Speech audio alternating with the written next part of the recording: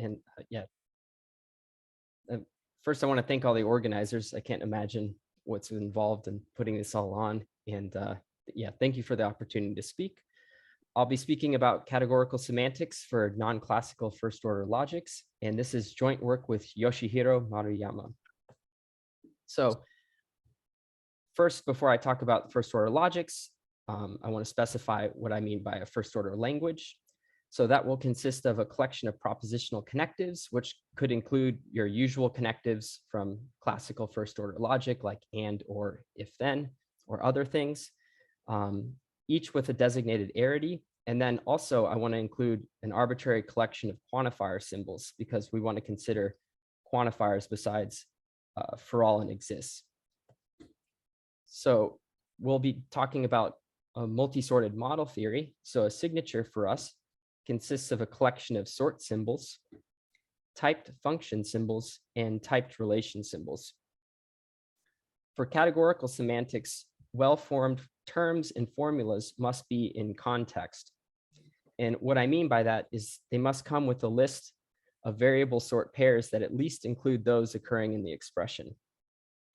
So if you do this following Levert, there's a really elegant way to provide semantics for classical first order logic.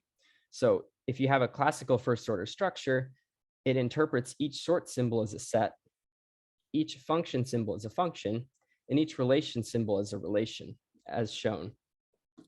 Contexts then allow you to unambiguously interpret all terms as term functions. So given a term xi, if it's given the following context, then you can unambiguously interpret that as the ith projection map.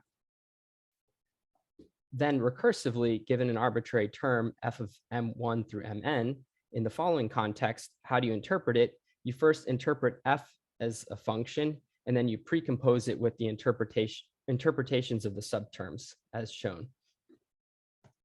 Now, you can extend this to interpreting all formulas in context as definable relations as follows. So how do we interpret the equality predicate? We first take the diagonal of the interpretation of tau, and then we take the pre-image by the interpretations of the terms. The other atomic formulas are handled similarly. You interpret the relation symbol as a relation, and then you take the pre-image. For formulas of the form phi or psi, you interpret phi and psi as relations, and then the and should be corresponds to their union. Negation and the other propositional connectives are handled similarly as the Boolean connectives. And then the existential quantifier is really elegant. So how do you interpret this as a relation? Well, first you interpret phi as a relation over gamma sigma, and then you actually project out the last coordinate, and that allows you to model the existential quantifier. And then you can also extend this to talking about the structure satisfying a sequent, and it satisfies such a sequent if and only if the meat of the interpretations of the antecedents is below the consequent. So now that we've provided a point-free account of classical satisfaction, following Levert, we can categorify. So first, the definition, and I think these are, I'll call it a prop category following Andrew Pitz's notation, but I think this is also known as a post doctrine in other places.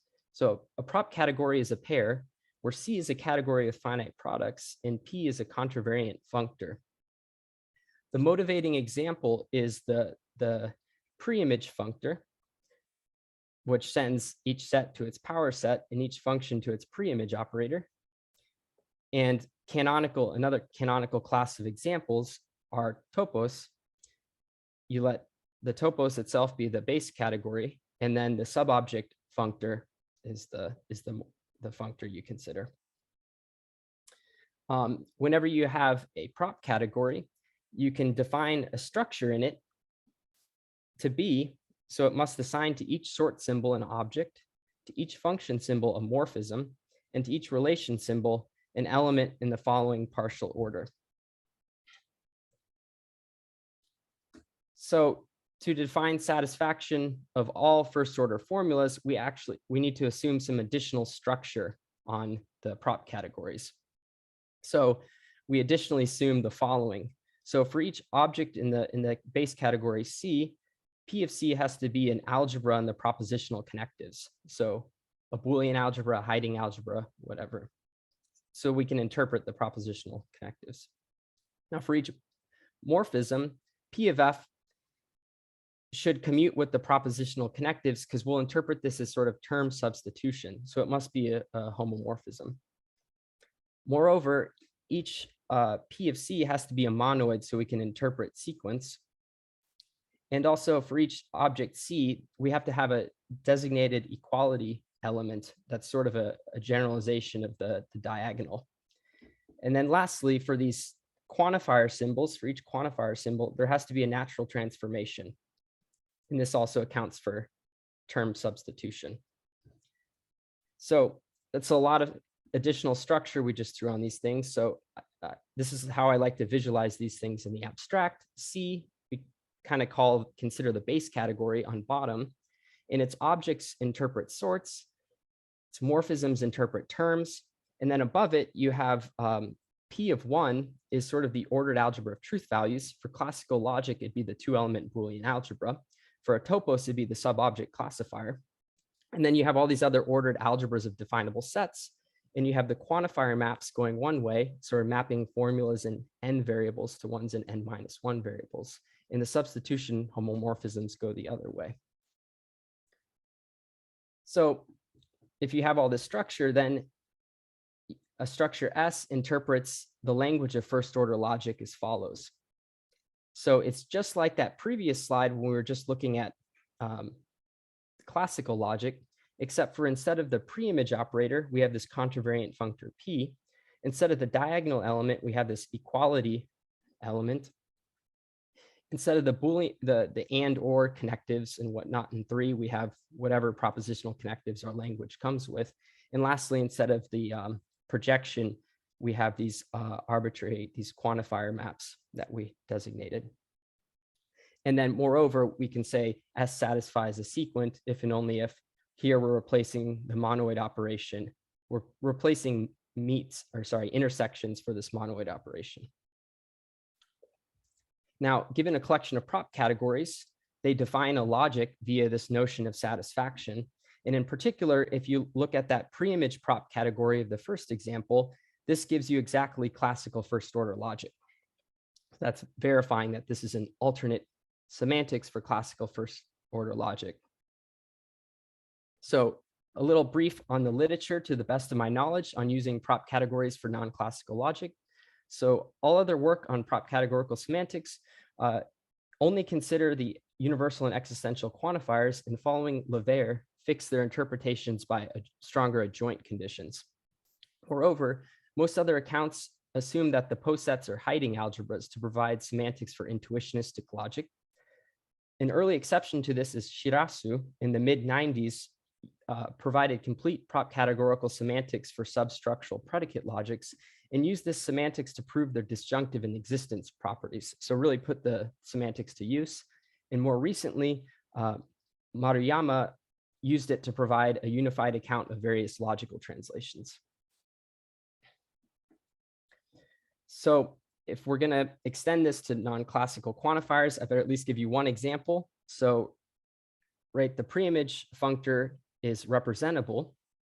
And more generally, you can replace the two-element Boolean algebra with another complete lattice. And you get a prop category with universal and existential quantifiers. The universal quantifier is an arbitrary meet, and the existential is interpreted as an arbitrary join. And in particular, if you replace V with the closed interval from 0 to 1, this gives you semantics for fuzzy logic. And for any T norm, this is just a binary operation on the unit interval that makes it a partially ordered monoid. We get a quantifier defined as follows. So what does it do to a fuzzy relation on A cross B? It takes the infimum over all finite subsets of B and the product over all U and U. So that's a lot to digest, but just note that min, max, and multiplication on the closed unit interval are T norms. And if you look at this quantifier defined by min, you recover the universal quantifier.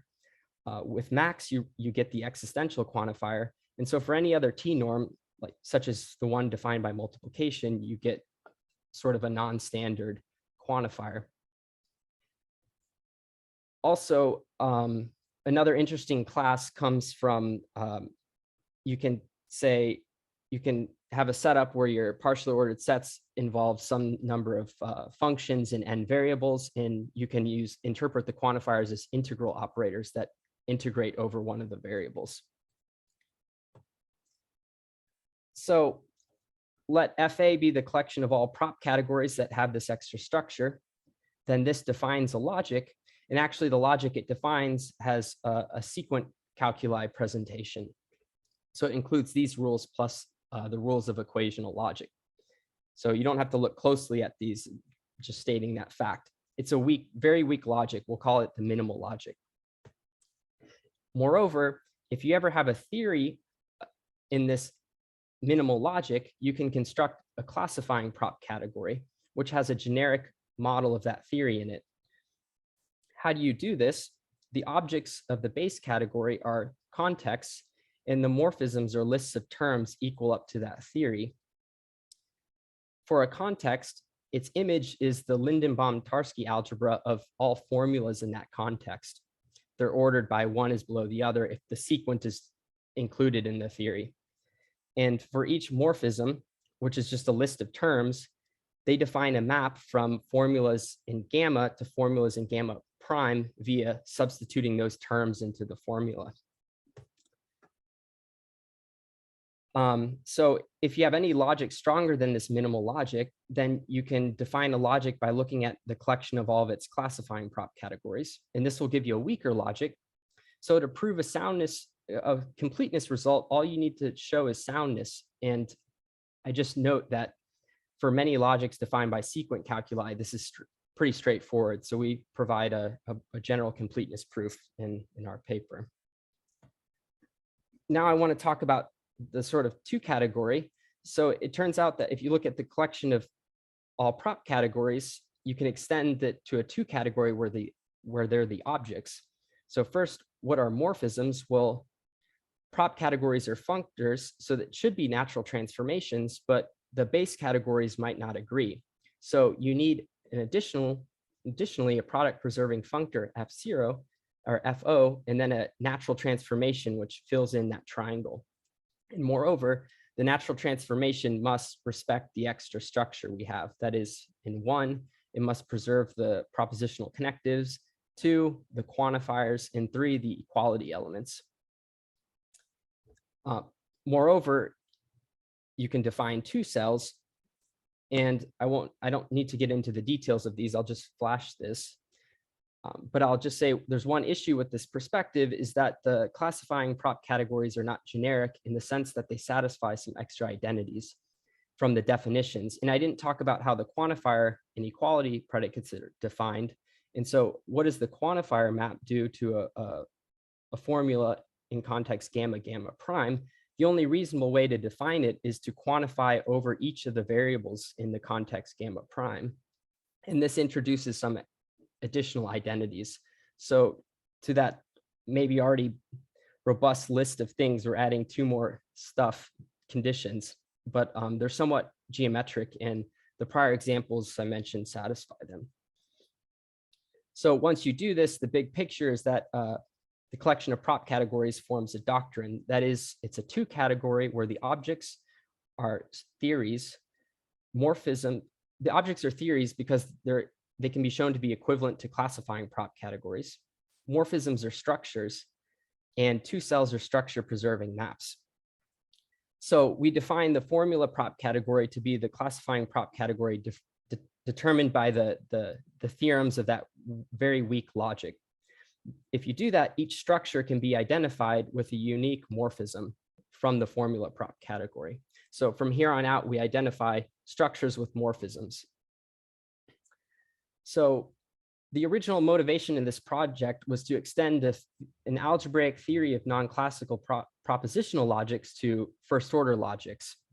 And so our solution was categorical. So we wanted to justify in some sense that it was still an algebraic perspective. So we wanted to recover some results from universal algebra. So the first result looked at was a homomorphism theorem. So if you fix a logic, we can let FAL be the full sub-2 category, which provides sound semantics, prop categorical semantics for that logic. Then let E be this collection of all morphisms that are, we'll call these the surjective morphisms. They are epimorphisms, but I haven't provided a complete characterization of them. And then M, I'll call injectives because I haven't provided any characterization of them, but they're defined there. And if you look at these collections, they have nice logical properties too. Each morphism F on the left can be factored first as a surjective, then an injective. And moreover, whenever you have a diagram like on the right, F and K, there exists a unique completion if and only if the kernel of K is contained in the kernel of F, where you can give a natural notion of what a kernel is.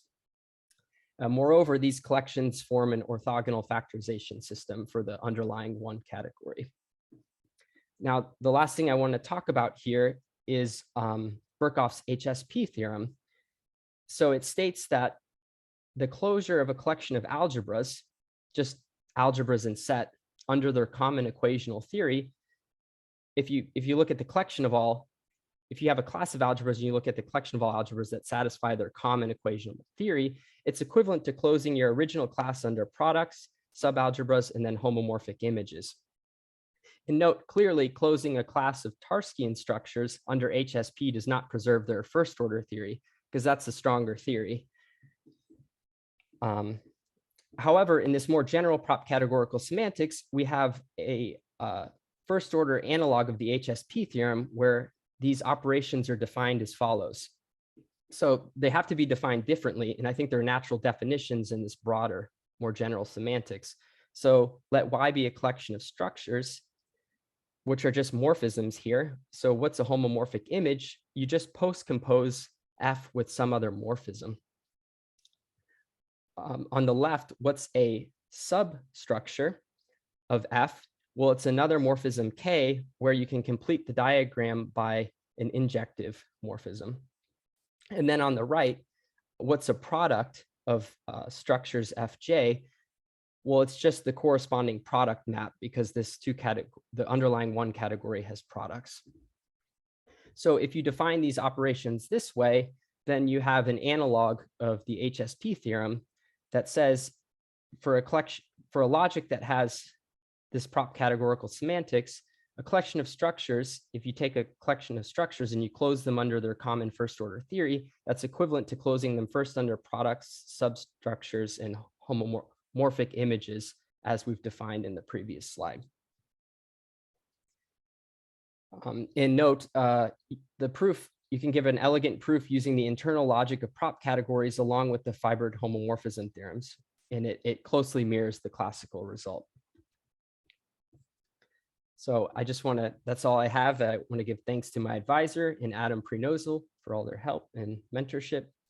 I have a preprint here if you're interested, and thank you so much.